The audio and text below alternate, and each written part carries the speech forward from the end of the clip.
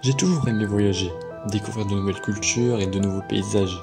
Et le 29 juillet, je vous ai posté un sondage avec une question. Voulez-vous que je fasse un vlog sur mes vacances? Et vous avez littéralement explosé le compteur en votant oui. Donc aujourd'hui, je vais essayer de vous retranscrire au mieux les sensations que j'ai vécues durant le mois d'août 2024. Cette vidéo n'a rien à voir avec ce que je fais d'habitude en fait tout simplement. Cependant, elle me permet d'essayer de nouveaux styles de montage que je pourrais incorporer un jour dans mes vidéos habituelles. Pour info, vlog n'est pas synonyme de face reveal, donc je me mettrai juste quelque chose devant si on devait me voir. En tout cas, j'espère que vous êtes prêts pour une vidéo riche sur la culture chinoise, car on va sans plus tarder commencer le récit de cette expérience inoubliable.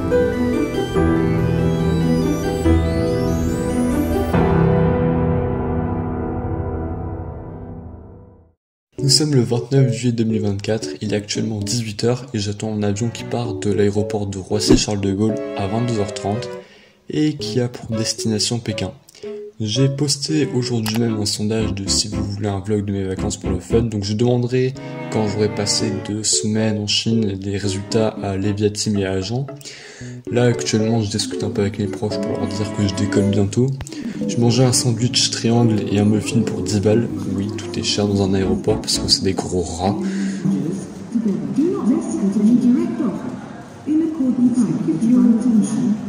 Bref, j'ai attendu 4 longues heures avant de pouvoir embarquer dans l'avion. J'ai scanné mon billet. Le moment du décollage, j'ai dit au revoir à la France.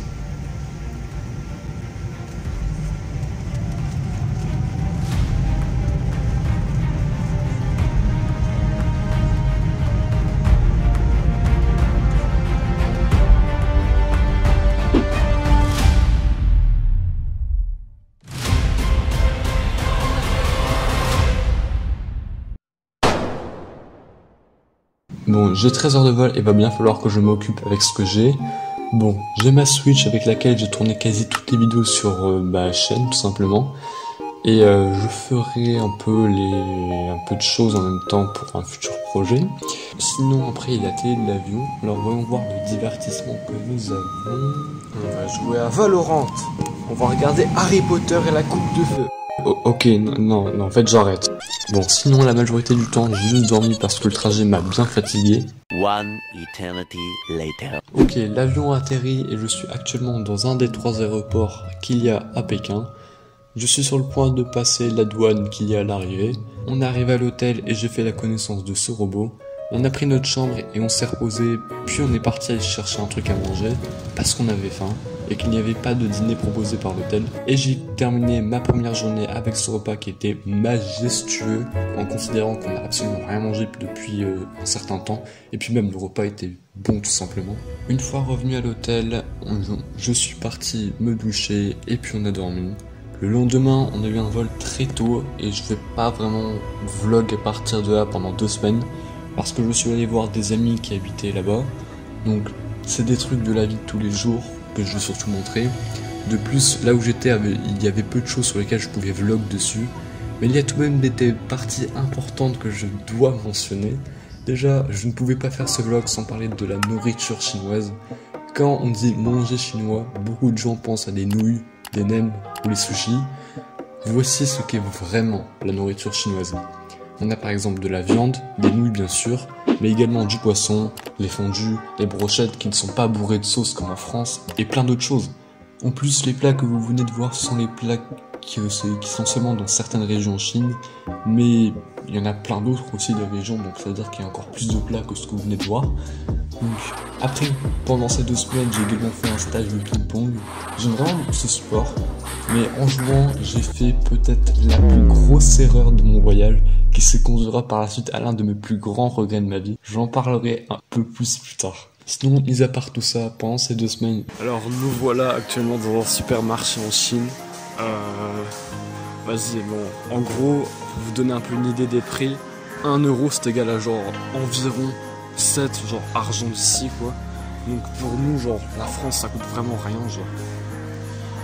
Ah c'est 19 donc vous faites diviser par 7 pour avoir genre à peu près les trucs enfin pour avoir une idée en France de ce que ça peut être. Enfin voilà quoi, voilà je suis dans un rayon où il n'y a pas beaucoup de gens parce que sinon j'ai l'air un peu trop. Voilà quoi, il y a un peu de monde ici. Là déjà je me sens pas très bien juste en étant comme ça. J'ai de la compote ici. Ça coûte même pas 1 euro. Même pas 1 euro pour genre ça. Pas envie de filmer des gens un peu trop random. On a les Oreos chinois apparemment. Ouais non, j'ai trouvé peut-être un peu plus fort que tout à l'heure là quand je parlais de l'alcool. Là on a vraiment le plus fort. Là y a pas photo là. J'ai visité un musée, regardé des sports au JO à 23h et je suis également sorti le soir sur des places pour me balader. Il est 19h34, là maintenant où je parle, un jeudi soir, et regardez le nombre de gens qu'il y a. Il y a des gens qui font du roller là-bas, vraiment il y a de tout âge. Des gens aussi qui dansent, j'ai envie de me faire copyright. Oui, parce que contrairement en France, la majorité des gens sont à 20h devant leur télé ou je sais pas en train de faire quoi, mais ils sont chez soi, alors qu'en Chine, la majorité du temps, il y a énormément de personnes dehors. La raison est de justement digérer ce qu'on vient de manger en fait, pour éviter de prendre du poids en dansant par exemple. Sinon, j'ai également eu la chance d'être convié à des repas entre amis et pendant 2 semaines, j'ai vraiment apprécié les choses simples. Les parties de ping-pong, les plats locaux, la culture chinoise, les amis, tout ce genre de choses qu'on pourrait parfois oublier lorsqu'on fait des grands voyages ou même lorsqu'on est trop habitué à des grandes sensations fortes. Le dimanche 18 août, le début du tourisme a commencé. Nous avons 2 avions à prendre. Le premier est à 8h30 pour une arrivée 1 heure plus tard à Pékin pour une escale de 11h. Oui, vous ne rêvez pas, c'est bien une escale de 11h. Mais parce que c'est une escale, on a eu nos 2 billets pour les 2 trajets de la journée. Et on n'a pas besoin de reprendre nos bagages et de refaire l'enregistrement. Enfin, pour ceux qui ne le savent pas, en fait, pour prendre l'avion, vous devez d'abord vous enregistrer, mettre vos bagages en récupérant vos billets, puis après vous passez la douane et la sécurité et après vous êtes tranquille. Le truc c'est que pour 11 heures de temps, c'est pas forcément ouf de rester 11 heures à rien faire parce que théoriquement on perd une journée entière si on faisait rien. Donc on a décidé juste de sortir de l'aéroport et d'aller à un musée proche. Pour vous dire la définition de proche en Chine, c'est 40 minutes de taxi sans bouchon. En Chine, 40 minutes ça vaut rien du tout. Du coup, une fois arrivé au musée, on avait déjà acheté les billets pour ne pas perdre du temps et on a commencé à visiter le musée.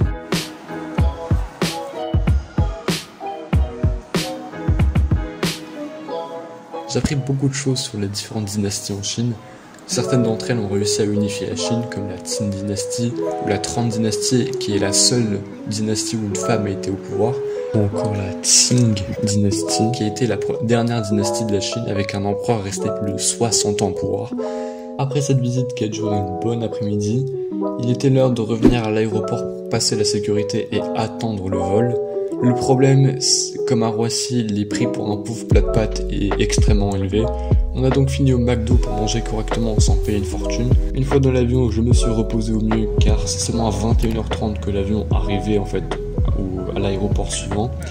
Lorsqu'on est arrivé, un chauffeur de taxi nous attendait pour nous ramener à un hôtel. En fait, pendant 5 jours, on était dans un groupe qui nous emmenait sur différents sites historiques et culturels chaque jour. On serait à chaque fois emmené pour chaque site, emmené par différents guides qui nous présenteront les endroits les plus intéressants. On a commencé le premier jour avec la visite de la montagne jaune, ou autrement dit Huangshan en chinois. Genre vraiment pas du tout. Ça tombe presque genre à 90 degrés à ce point-là. Bon là ça va, c'est pas le pire. Il y a certains moments genre là ça tourne bien, là ça retourne encore. Moi cette route là, regardez-moi cette route. Là ça retourne encore. Ces montagnes sont situées dans le sud-est de la Chine. Ces belles montagnes que j'aurais voulu vous montrer, mais quelque chose m'en a empêché. Voyez-vous, je vous ai dit plus tôt dans ce vlog que j'ai fait du ping-pong. Le problème c'est que quand vous êtes petit, vous n'avez pas besoin de vous accroupir autant que les grands pour être au même niveau de la table. Le problème c'est que je suis plus grand que cette table. Donc je devais m'accroupir au maximum pour pouvoir être au niveau de la table, ce qui m'a valu d'abord des courbatures au bout de 3 jours et une inflammation sur les muscles autour des genoux la 4e journée. Mais ça, j'ai seulement su après 1 semaine qu'il s'agissait d'une double inflammation sur les 2 genoux en même temps. Le problème que j'avais, c'était lorsque je montais ou descendais des escaliers, je sentais une vive douleur sur les 2 genoux. Je vais maintenant vous montrer à quoi ressemble la montagne. La montagne jaune, on a à peu près 7 heures d'ascension, il y a 6000 marches qui nous attendent. Sur tout le site ici de la montagne jaune, il y a plus de 20 000 marches. Combien? Lorsqu'on a dit le problème au guide de la journée, on nous a dit qu'il y a deux possibilités. Soit on venait avec eux faire le circuit comme prévu. Le problème c'est qu'à partir d'un certain moment c'est le point de non-retour. C'est-à-dire que peu importe la situation dans laquelle je me trouvais, je devais continuer le chemin, mais je verrai la montagne comme je le voudrais. La deuxième possibilité c'est d'aller jusqu'au point de non-retour, puis de redescendre avec le télésiège par lequel on est monté, mais je n'aurais pas la chance de monter voir les montagnes comme je le voulais. Pour éviter d'aggraver la situation, nous avons choisi la deuxième option. Voici quelques-uns du coup des rushs que j'ai pu faire.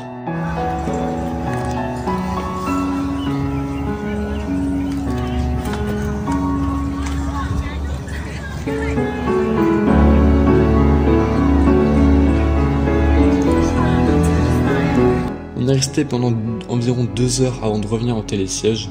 Personnellement, j'ai quand même cette sensation un peu de manque et de regret, mais j'ai au moins eu l'occasion de voir un arbre très connu qui se trouve sur la montagne. Et c'est également pendant cette journée où j'ai vécu les meilleurs moments du voyage, parce que nous sommes redescendus avant, on a été emmenés au logement qui est proche du lieu de visite de la deuxième journée. Après 1 heure de route où j'étais en train de dormir, on a été emmenés dans 7 engins motorisés pour arriver à l'endroit où nous allons dormir. Cependant, parce qu'il était seulement 14 heures notre arrivée, nous avons d'abord dégusté avec appétit les plats locaux comme ce poisson, puis après 2 heures de sieste, nous sommes allés dans cet endroit. Voilà, tu retournes dans le passé, j'ai l'impression.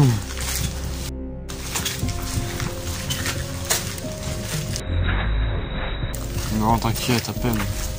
Donne des flaques d'eau, là, à peine. C'est quoi ça encore? La fraîcheur apportée par la pluie, le silence qui contraste avec le bruit qu'il y avait de la montagne jaune, et les paysages fascinants de ce village laissé à la nature m'a personnellement beaucoup plu. C'est ce genre de petites choses parfois qu'on retient le plus dans les voyages. Et c'est avec ce coucher de soleil dans la vallée qui termine la première journée de notre véritable périple.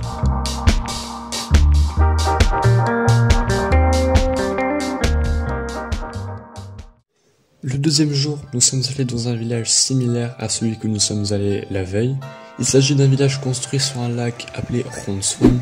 Ce village est notamment connu pour l'ingéniosité d'une femme ayant révolutionné le système d'eau potable à base d'utilisation de plantes et du terrain environnant. L'après-midi, nous sommes allés dans un autre village similaire où j'ai pu voir la reconstruction simulée pour les touristes d'une demande de mariage de l'époque dans ce village. Vous allez voir, c'est vraiment space. Pas de n'importe quoi dans les commentaires, parce que sinon je vous banne tout simplement. Et c'est aussi tout ça, c'est aussi culturel les gars, faut respecter.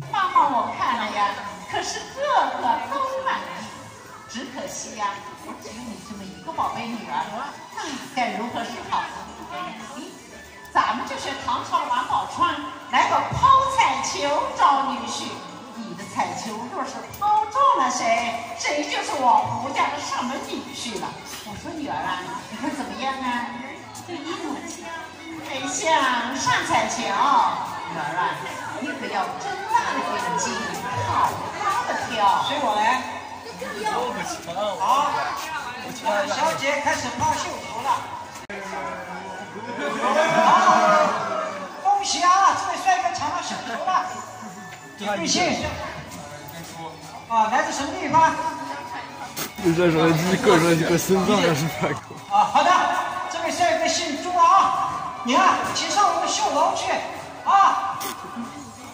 各位，咱们这个节目是民俗互动表演啊，和咱们有的共同的。Je suis content d'avoir pris cette balle. 各位，金童玉女是我来。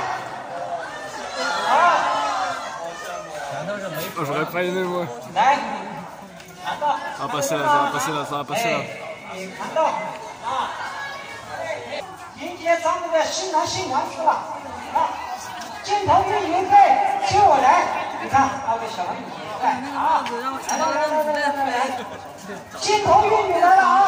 如何的金童玉女来了？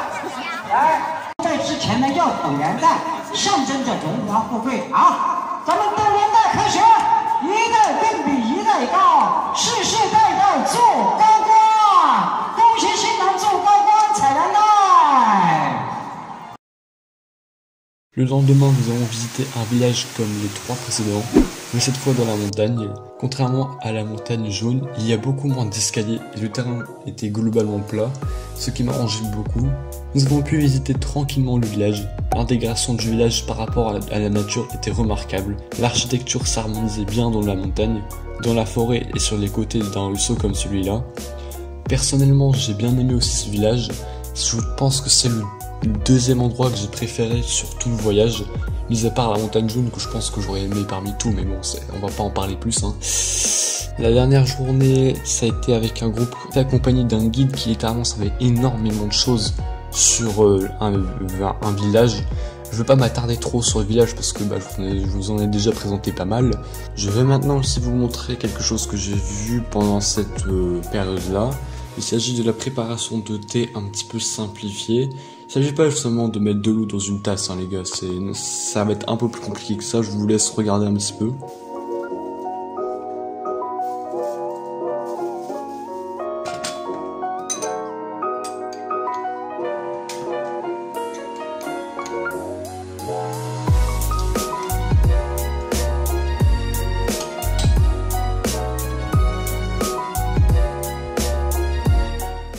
Je vais pas vous en montrer plus dessus et je vais vous montrer maintenant le moment où j'ai pris le train qui a pour direction Shanghai, et il y a 2 raisons à cela. D'abord pour se rapprocher des aéroports qui seront d'ailleurs source de problèmes plus tard, mais aussi pour voir d'autres amis qui sont là-bas. On en profitera par ailleurs de visiter 2-3 choses là-bas malgré la chaleur étouffante de la journée. Bon, après ce trajet qui a littéralement duré 4 heures, nous sommes enfin arrivés à la dernière ville de notre périple, Shanghai.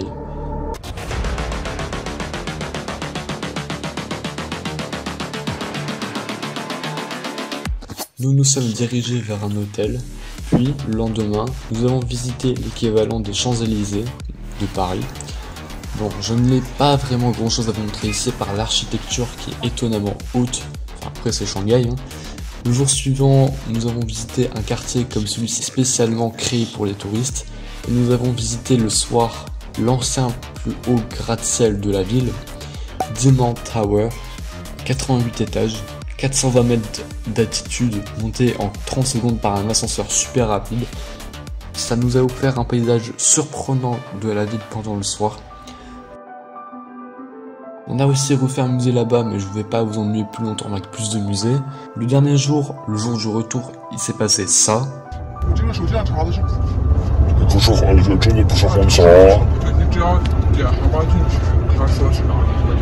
Oui, à Shanghai, il y a 2 aéroports.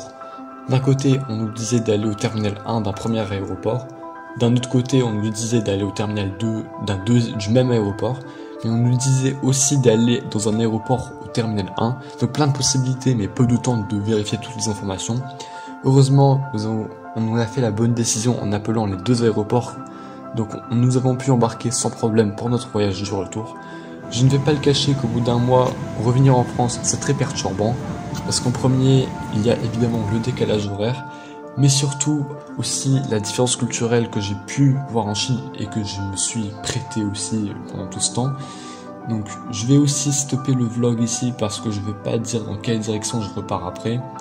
Je sais que ça a été filmé pour le fun parce qu'il n'y a pas forcément beaucoup de détails peut-être pour certains, mais après bon, je vous ai prévenu avant même que j'ai commencé.